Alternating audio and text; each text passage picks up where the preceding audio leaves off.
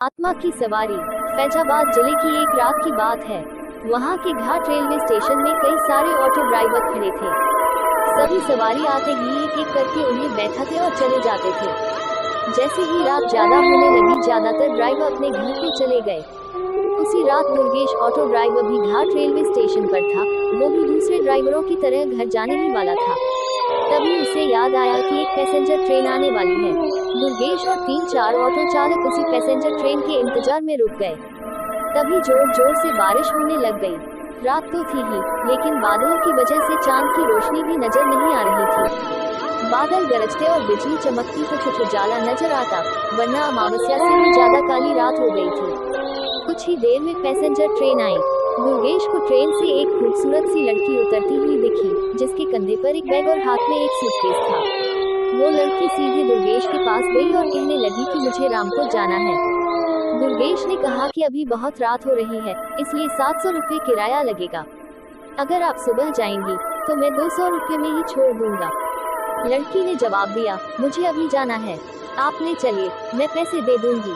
दुर्गेश ने कहा, मैडम आप पहले पैसे दे दीजिए, मैं आपको सही सलामत घर तक छोड़ दूंगा।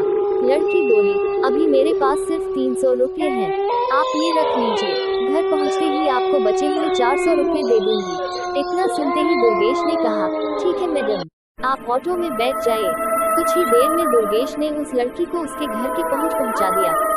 वो लड़की ऑटो से उतरी और घर के अंदर चली गई। दुर्गेश अपने 400 रुपये के इंतजार में खड़ा रहा। आधा घंटा बीत गया, लेकिन लड़की लौट कर नहीं आई। दुर्गेश के मन में हुआ कि अंदर जाकर देख लेता हूँ कि वो अब तक क्यों नहीं आई। उसने घर की घंटी बजाई और जोर जोर से आवाज लगाने लगा। तभी एक बुढ़िया ने घर का दरवाजा खोला। दुर्गेश ने उससे कहा कि एक मैडम यहाँ ऑटो से आई थी, उन्होंने मेरे 400 रुपये देने हैं, वो अब तक पैसे लेकर बाहर नहीं आई। बुढ़िया ने हैरानी से पूछा, कौन मैडम?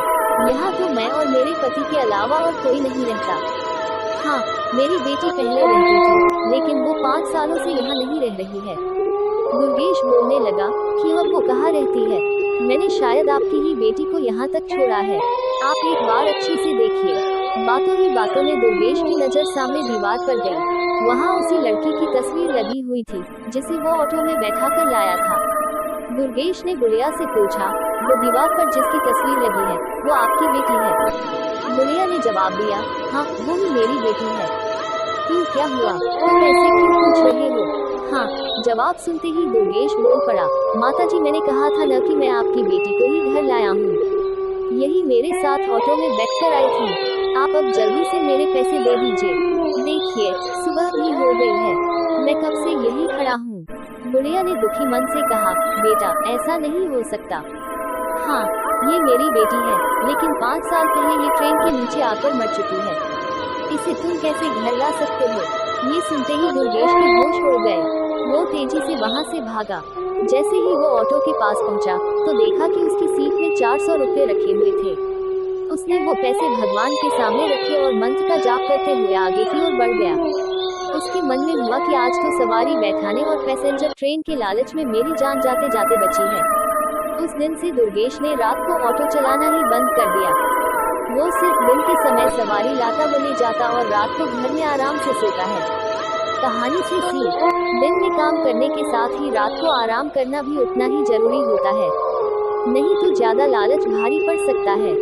अगर ये कहानी आपको अच्छी लगी तो प्लीज वीडियो को लाइक एंड चैनल को सब्सक्राइब कर दीजिए।